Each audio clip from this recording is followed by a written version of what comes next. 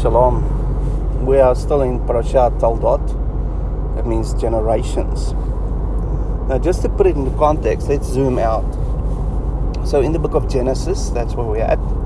We started with Bereshit, starting with the cycle, the new cycle, and the creation of Adam. So it's one person. And then there was a separation, going into a state of duality with a nefesh, from a Shama state to a nefesh state, which is the level of duality, which then led to another single person, which is Abraham, that was called in order to reverse this whole process.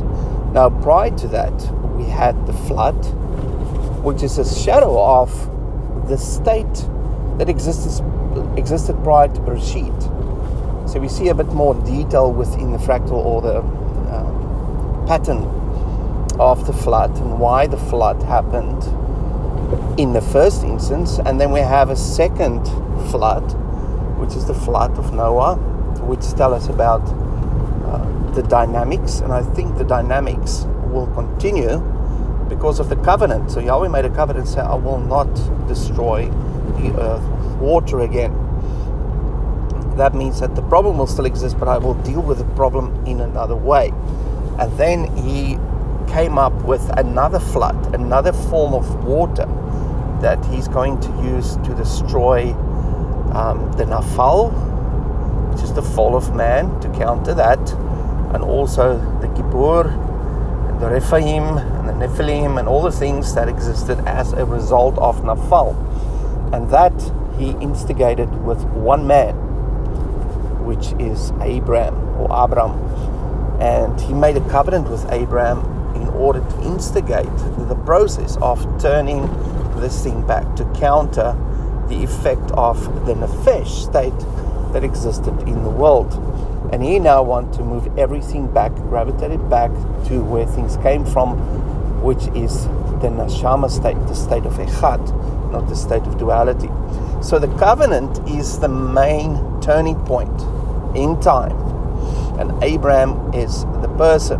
Now, what is happening from that point on, when you look at generations, it's the multiplication of the concept of the family. And the family has got a culture. And that culture now needs to develop and multiply and spread, which is one of the promises of the covenant that Yahweh made with Abraham. So that family becomes a household.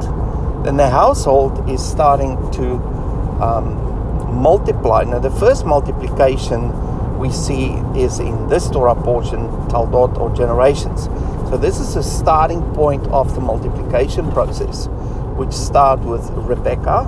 She's part of the house. We looked at her name with a large bed, and within her, the household is going to increase or multiply. And she first start off being barren, just like Sarah being barren, and Yahweh intervened, and through faith Yahweh caused her to become pregnant, and she had two nations in her womb. So not one nation anymore, which is the nation of the Hebrews, which is only within Abraham's family. It's now going to be another separation that takes place in order to multiply, and that is Jacob and Esau. Now, Jacob and Esau represent two levels. The first level is a personal level, which is the neshama and the nefesh that exists within each and every one of us.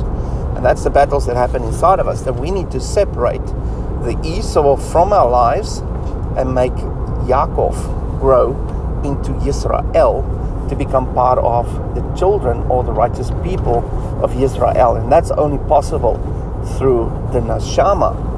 Now, on the other level, we see that in a physical sense, where there's two nations in the physical that are going to come out of this house, which is Rebecca. And that is the nation of Esau, or Edom, or the Edomites, and the nation of Israel, or Israel, the righteous people of Elohim. And those two are still intact as a family. And as we saw last time, Abraham had 7 children. It was Isaac and Ishmael and the 6 sons of Keturah. And those make up the 8 souls for the new beginning. Just like Noah started with 8 souls and a new beginning, Yahweh is starting a new beginning. But within that new beginning, we've got nations that will come forth. And within the household of Israel, Yahweh is dividing the house in 2 again. And that's prophetic of the house of Israel that will be divided into 2 houses, of which the 2 sticks will be the combining of the 2 nations coming back into Echad. And that is the stick of Israel and the stick of Judah. And the stick of Israel is the one that is scattered through Ephraim in the world to collect the nations, like a net cast into the ocean or the sea where the nations are, and to bring them in and connect them to our Jewish brothers who guards the Torah, and then introduce them to the Torah or the covenant. And the covenant is the means of making things echad, and to move things from a nefesh state to a neshama state. And that is the covenant that was made with Abraham and the purpose of the covenant. Now, the vehicle we're going to look at in this parasha that's built upon the covenant is the concept of the birthright. Now, the birthright are the blessings that are given to the leaders within the household. And in this case, the firstborn would have been the leader, but now the leadership moved to Yaakov and they moved to Israel. So they are the nation of priests. They're the kingdom of priests. And within their nation of the 12 tribes, they will have one tribe, which is Levi, which will be the leaders or the firstborn that will facilitate the priestly functions. And within the household of Isaac, that is Yaakov. He is the one who took up the function of the priesthood, which is one half of the birthright. The other half is to look after the physical side of things, and the second half is look after the spiritual side of things. So the kingdom of the priests, or the Levitical priesthood, or the firstborn, all 3 have both functions. And Esau rejected that function, which is the priestly function, and he only wanted the physical, which is the material. And that's why Yahweh allowed Yaakov, or Jacob, to take up the role of the priest, because he was a man who spent his time in the house, the bed, which is part of Rebekah. And Esau was the man of the field, the man who spent time in the world, fleshiness, eat meat, all to do with the appetite of feeding the flesh, or the nefesh. So we see the contradictory duality within the 2 brothers, the 2 nations, as well as within each and every one of us. So I just want to leave you with that, just a bit of a zoomed out view on what we are looking at, to see it from a larger perspective. So I'll leave you with that, and I will speak to you soon. Have a lovely day. Shalom.